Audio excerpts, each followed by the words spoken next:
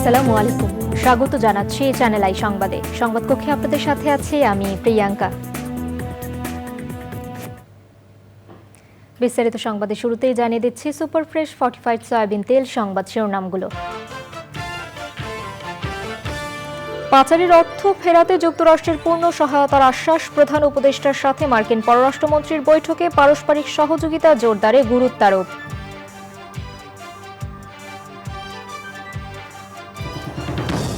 Channel I এর 5 পরিচালকের বিরুদ্ধে করা ফারজানা ব্রাউনিয়ার মামলা প্রত্যাহারের সিদ্ধান্ত, চাঁদাবাজির অভিযোগ করেননি বলেও মন্তব্য।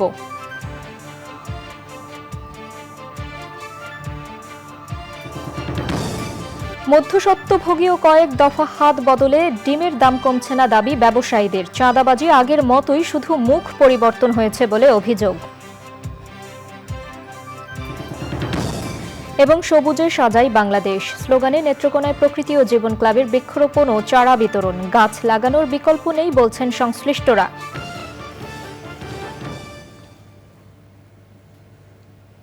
সংবাদ শিরোনামগুলো জানাচ্ছিলাম। এখনকার সংবাদ আয়োজন একই সঙ্গে চ্যানেল আই এর ইউটিউব চ্যানেলে এবং চ্যানেল আই এর ওটিটি প্ল্যাটফর্ম আই স্ক্রিনে লাইভ স্ট্রিম হচ্ছে। যাচ্ছে বিস্তারিত সংবাদে। বাংলাদেশ থেকে পাচার হওয়া টাকা দেশে ফিরিয়ে আনতে পূর্ণ সহযোগিতার আশ্বাস দিয়েছে যুক্তরাষ্ট্র। প্রধান উপদেষ্টার সঙ্গে মার্কিন পররাষ্ট্রমন্ত্রীর বৈঠকে বাংলাদেশের সঙ্গে অর্থনৈতিক ও রাজনৈতিক বিষয়ে সহযোগিতা জোরদার করার আগ্রহের কথাও জানানো হয়। এছাড়াও বাংলাদেশের নতুন যাত্রায় যুক্তরাষ্ট্রের ব্যবসায়ীদের অংশীদারিত্ব চেয়েছেন অন্তর্বর্তী সরকারের প্রধান উপদেষ্টা প্রফেসর মোহাম্মদ ইউনুস। রাশেদ আহমেদের সহযোগিতায় নিউ ইয়র্ক থেকে বিস্তারিত জানাচ্ছেন চকর মালিথা।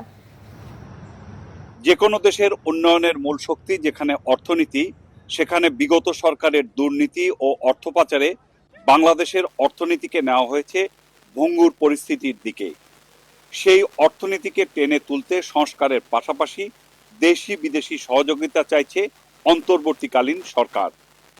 জাতিসংঘ সাধারণ পরিষদের অধিবেশনের ফাঁকে প্রধান উপদেষ্টা ইউএস বাংলাদেশ বিজনেস কাউন্সিলের সঙ্গে বৈঠক করেন। যে কোনো ব্যবসার স্থিতিশীলতা ও দুর্নীতিমুক্ত পরিবেশের প্রয়োজনীয়তার কথা উল্লেখ করে প্রধান উপদেষ্টা বলেছেন, সংস্কারের মধ্য দিয়ে ব্যবসার উন্নত পরিবেশ সৃষ্টি হবে।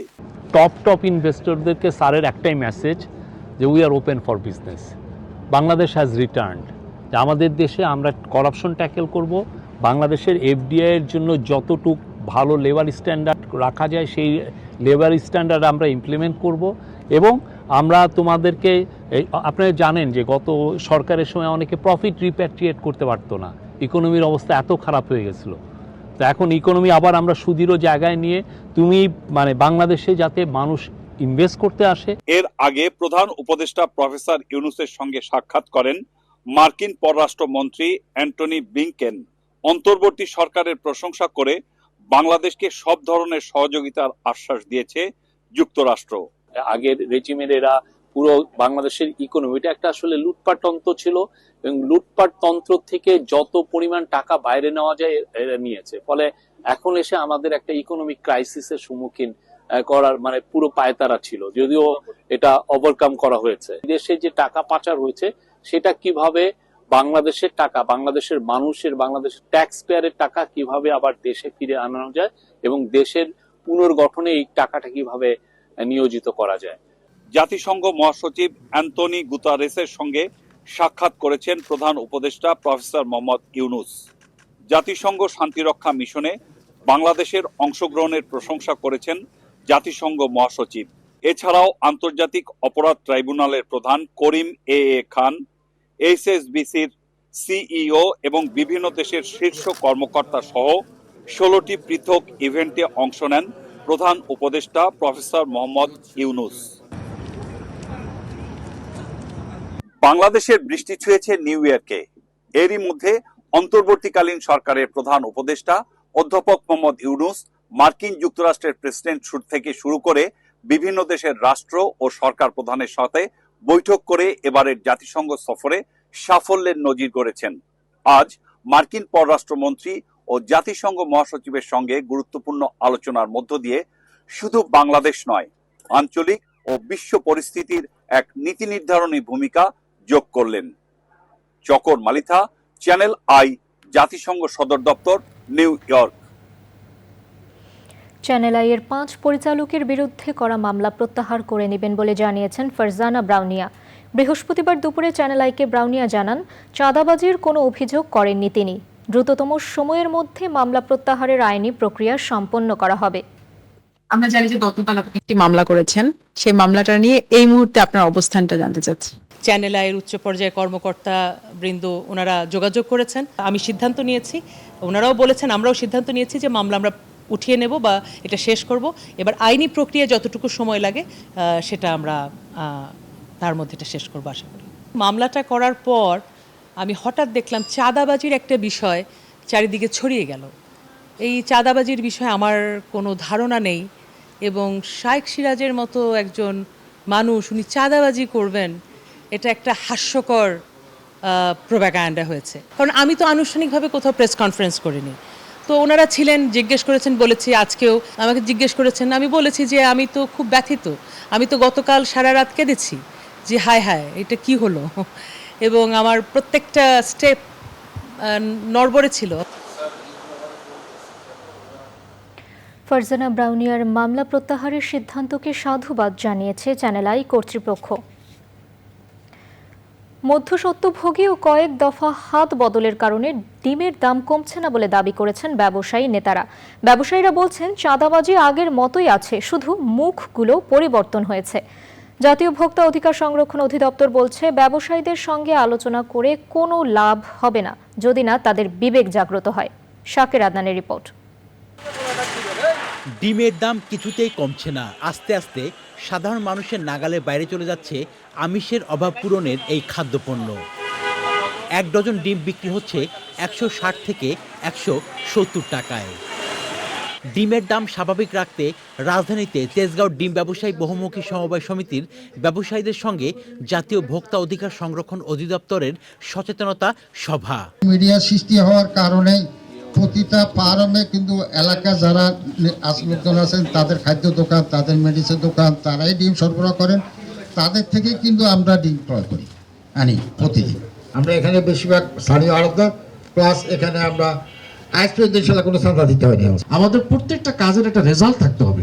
আমরা আলোচনা করলাম, মিটিং হলো, আলোচনা হলো, সিদ্ধান্ত হলো, আপনারাও আমাদেরকে প্রতিশ্রুতি দিলেন, আমরাও আপনাদেরকে প্রতিশ্রুতি দিলাম, কিন্তু 1 ঘন্টা পরে সেই যদি হয় তাহলে কিন্তু এটা এখন একটা পরিবর্তন কিন্তু ভাই আমাদের আনতে হবে।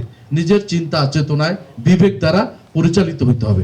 ব্যবসায়ী নেতারা চাঁদাবাজি না থাকার কথা বললেও পাইকারি ব্যবসায়ীরা বললেন ভিন্ন কথা।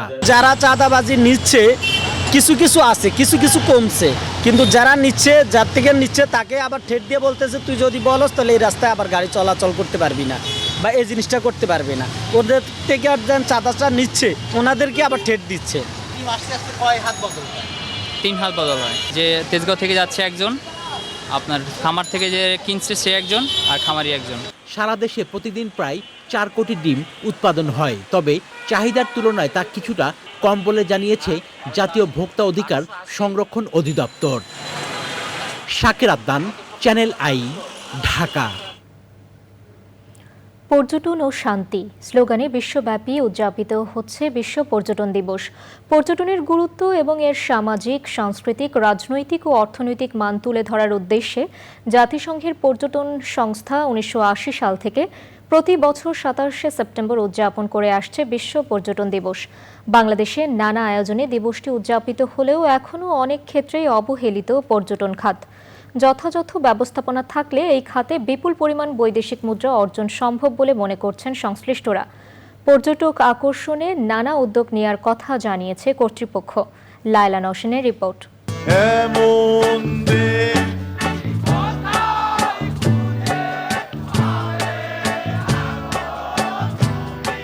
ঋতু বৈচিত্র্য আর প্রকৃতির অপার সৌন্দর্যের লীলাভূমি বাংলাদেশ।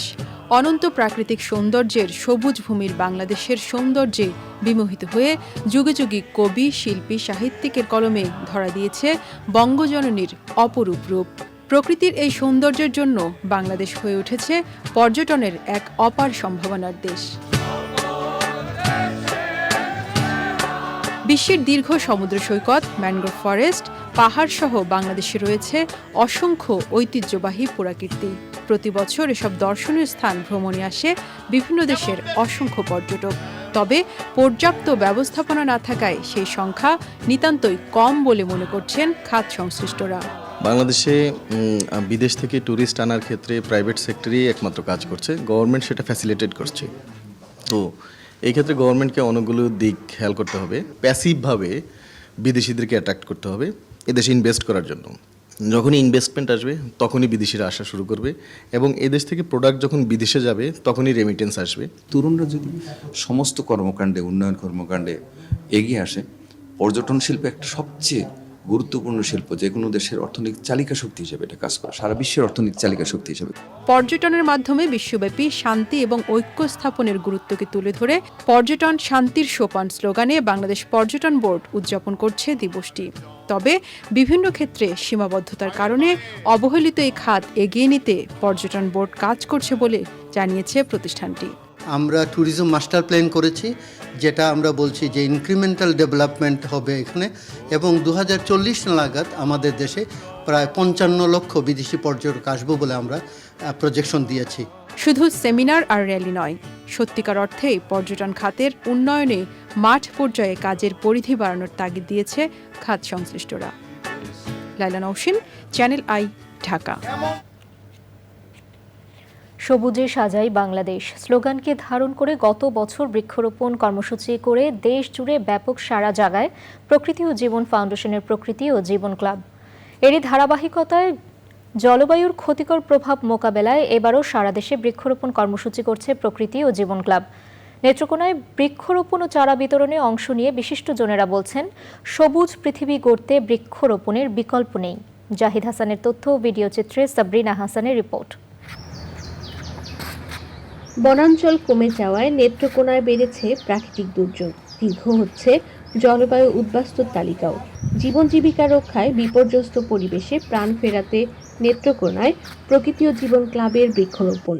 সবুজে সাজাই বাংলাদেশ প্রতিপাদ্যে নেত্রকোনায় ফলদ, বনজ ও ঔষধি গাছের চারা বিতরণ করা হয়েছে। তীব্র তাপপ্রবাহ থেকে মুক্তি পেতে জলবায়ুর পরিবর্তনের বিরূপ প্রভাব মোকাবেলায় সবাই মিলে বেশি বেশি করে আমাদের বৃক্ষরোপণের মাধ্যমে তাপদাহ থেকে মুক্তি পাওয়ার ব্যবস্থা করতে হবে। যে গাছ আমরা আজকে লাগাচ্ছি সেটা শুধু আমরাই সুফল পাবো না, আমাদের ভবিষ্যৎ প্রজন্ম এর থেকে সুফল পাবে। সবার হাত যখন এক হবে তখনই কিন্তু এই বাংলাদেশটা ভালো থাকবে, আমরা ভালো থাকব, আমাদের ভবিষ্যৎ প্রজন্ম ভালো থাকবে। সুতরাং আসুন আমরা সবাই একসাথে এই বাংলাদেশটাকে সবুজে সাজিয়ে ফেলি। উপজেলা দুর্যোগ ব্যবস্থাপনা দপ্তরের সহযোগিতায় সপ্তাহব্যাপী কার্যক্রমে 10টি সড়কের দুপাশে 8000 ফলদ ও বনজ গাছের চারা রোপণ করা হয়। তাল গাছ একটি খুবই উপকারী বৃক্ষ, যার ফলে আমরা অনেক প্রাকৃতিক দুর্যোগ থেকে রক্ষা পাই। সারি সারি লাগাল তারা রাস্তাঘাটে মানুষ যদি কাজ কাম করে তাহলে বসে ছায়ার মধ্যে জিরানি যা। আমাদের এলাকায় অনেক বেশি বজ্রপাত হয়, এই বজ্রপাত থেকে রক্ষা পাওয়া যায়। রাস্তাঘাট অনেক সুন্দর থাকে, আবহাওয়া অনেক স্বাচ্ছন্দ্য থাকে। স্থানীয় মানুষেরা অনেকেই গাছগুলো থেকে অনেক উপকারিতা গ্রহণ করতে পারবে। প্রাণ প্রকৃতি রক্ষায় এমন মহতী উদ্যোগ অব্যাহত রাখার আহ্বান সকলের। বৃক্ষরোপণ কর্মসূচির ফলে সাধারণ জনগণ সহ শিক্ষার্থীদের মধ্যে উৎসাহ উদ্দীপনা বেড়েছে। প্রকৃতি ও জীবন ক্লাব কর্তৃক আয়োজিত এই রাস্তার ধারে যে চালের চারাগুলো আমরা রোপণ করতেছি, এগুলি ভবিষ্যতে হয়তো বড় একটা সহায়ক। আমরা বৃক্ষ লাগাচ্ছি কম, কাটছি বেশি। আমরা বেশি করে গাছ লাগাবো। এই গাছ লাগানোর ফলে প্রকৃতিতে ভারসাম্য হবে, প্রকৃতিতে মানুষ উপকার হবে। প্রকৃতির প্রতি দায়িত্ববোধ সৃষ্টিতে প্রকৃতি ও জীবন ক্লাবের অনন্য ভূমিকার প্রশংসা করেন সুধীজনরা। প্রকৃত গাছের যে নিবিড় পরিচর্যার মাধ্যমে যে উপযোগিতাটা পাই, সেটার আসলে তুলনা অন্য কোনো কিছুর সাথে যায় না। এই গাছগুলো একসময় বেড়ে উঠলে এই গাছের ছায়াতলেই শুধু মানুষ নয়, পশু পাখি প্রাণী সকলেরই আশ্রয় হবে। প্রতিজনে বাড়িতে বাড়িতে প্রতিষ্ঠানে মসজিদ মাদ্রাসা বনায়ন করতেছেন, এতে দেখা যাচ্ছে যে বিশেষ করে নেত্রকোনাতে একটা বনের বিপ্লব ঘটছে। জলবায়ুর বিরূপ প্রভাব মোকাবেলায় দেশ জুড়ে সবুজ বেষ্টনী গড়ে তুলতে সমন্বিত অংশগ্রহণ জরুরি বলছেন পরিবেশবাদীরা। সাবরিনা হাসান, প্রকৃতি ও জীবন ডেস্ক, চ্যানেল আই। এবারে বাংলাদেশ ভারত টেস্ট সিরিজ।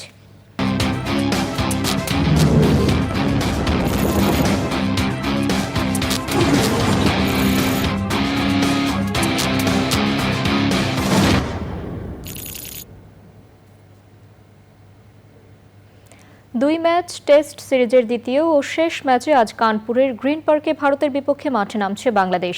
প্রথম টেস্ট হারলেও এই ম্যাচ জিতে সিরিজের সমতা আনতে চায় টিম টাইগার্স। আইসিসি টেস্ট চ্যাম্পিয়নশিপের অন্তর্ভুক্ত 2 ম্যাচের এই টেস্ট সিরিজের খেলা শুরু হবে বাংলাদেশ সময় সকাল 10টায়। বিস্তারিত তানভীর আহমেদের রিপোর্টে।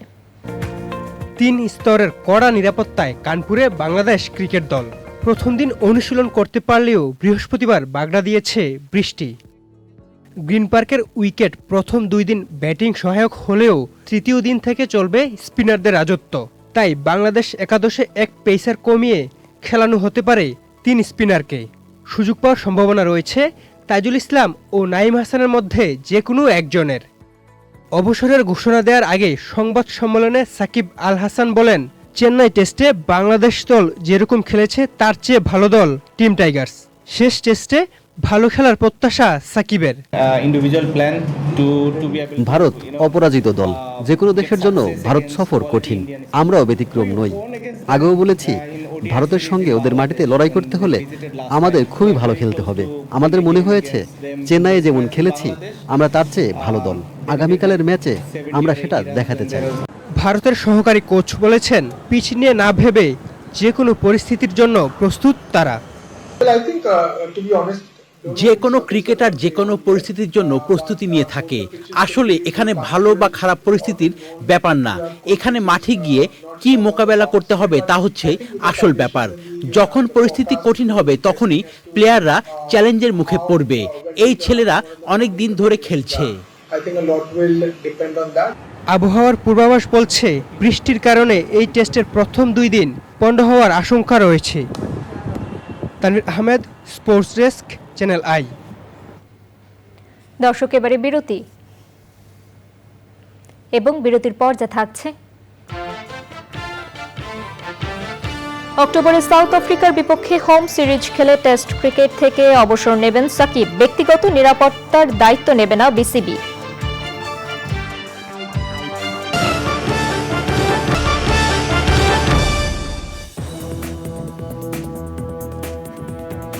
ফিরে এলাম বিরতির পর। এবারে নিটোল টাটা কৃষি সংবাদ।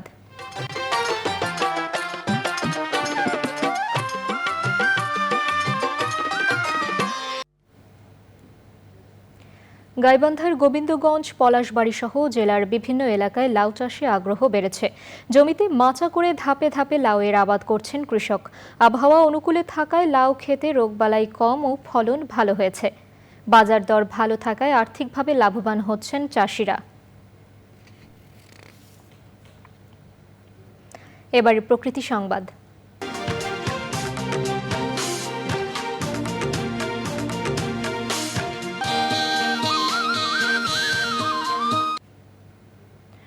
বছর ঘুরে অপার্থিব সৌন্দর্যের পসরা নিয়ে হাজির হলো শরৎ। সাদা মেঘের ভেলা, কাশবন আর বর্ণিল ফুলের ডালিতে সেজেছে প্রকৃতি। আবহমান বাংলার চিরায়ত রূপ ধরে রাখতে বার্তা দিচ্ছে পরিবেশ সংরক্ষণের।